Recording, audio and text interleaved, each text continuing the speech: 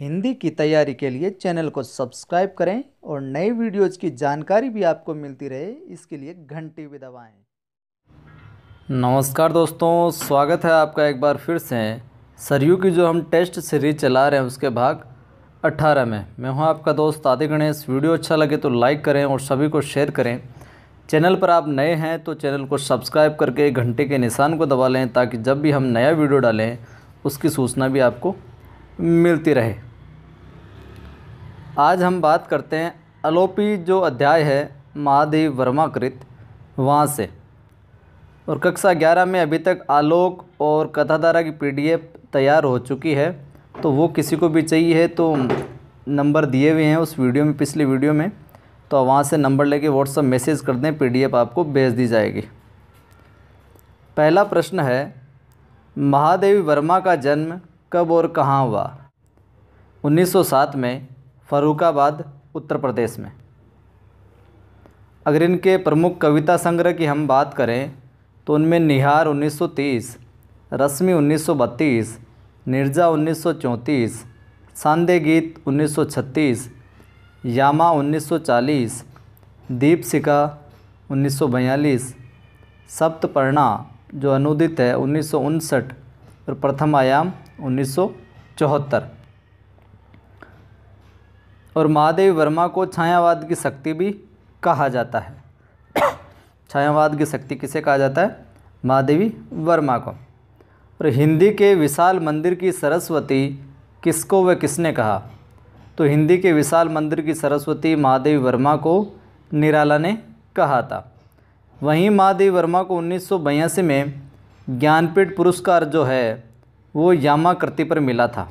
1982 में यामा कृति पर इन्हें ज्ञानपीठ पुरस्कार मिला और ये ज्ञानपीठ पुरस्कार प्राप्त करने वाली प्रथम भारतीय महिला कवयित्री, ये भी ध्यान रखिएगा, प्रथम भारतीय महिला कवयित्री जिसे ज्ञानपीठ पुरस्कार से नवाजा गया था।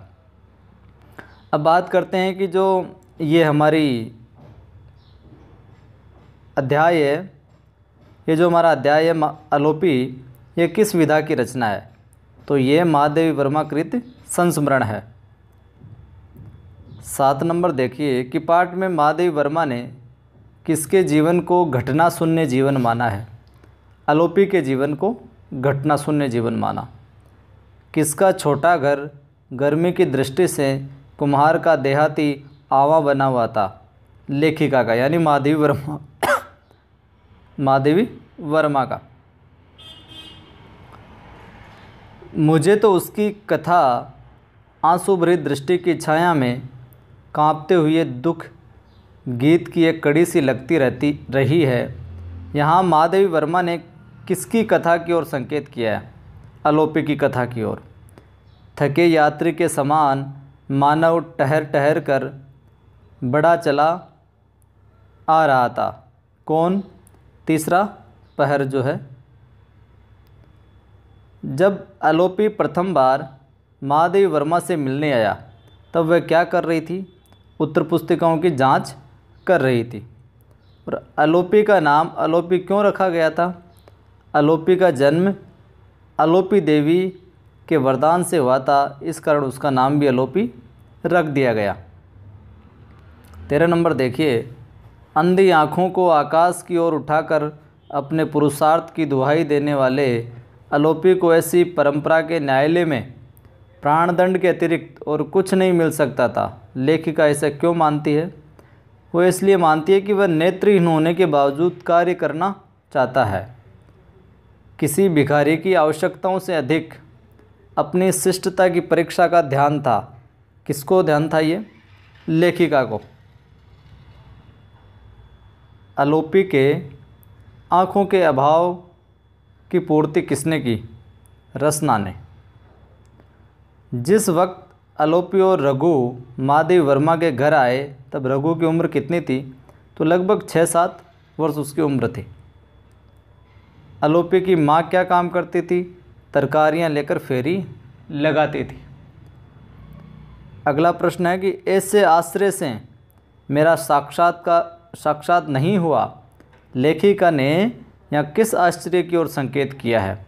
तो नेत्रहीन होने पर भी काम के प्रति लगनशील अलोपी।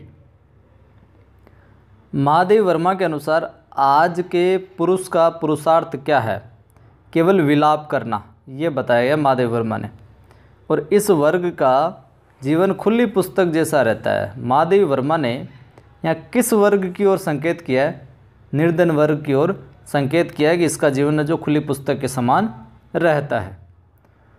वहाँ इस युगल मूर्ति को लेकर जो विनोदात्मक कोलाहल मचा, यहाँ युगल मूर्ति किसे कहा गया, कौन है?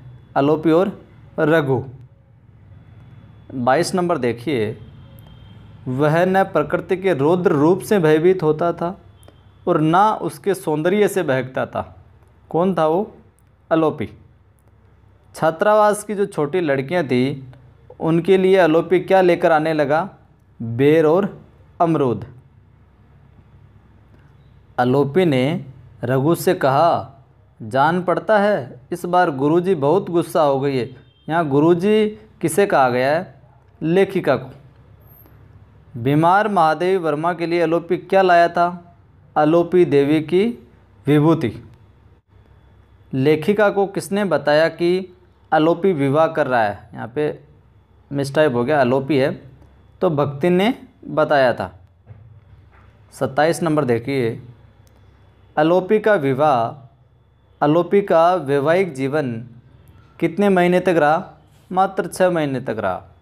और अलोपी इस डहते हुए स्वर्ग में 6 महीने रह सका। प्रस्तुत पंक्ति में डहता हुआ स्वर्ग किसे कहा गया है? ऐसे भी आ सकता है। तो अलोपी के वैवाहिक जीवन को डहता हुआ स्वर्ग कहा है। अगला देखिए, अलोपी के सब साहस, संपूर्ण उत्साह और समस्त आत्मविश्वास को कौन निगल गया? संसार का एक विश्वासघात। आखिरी प्रश्न है कि फिर द्वार पर बैठकर उसकी प्रतीक्षा करने लगता है।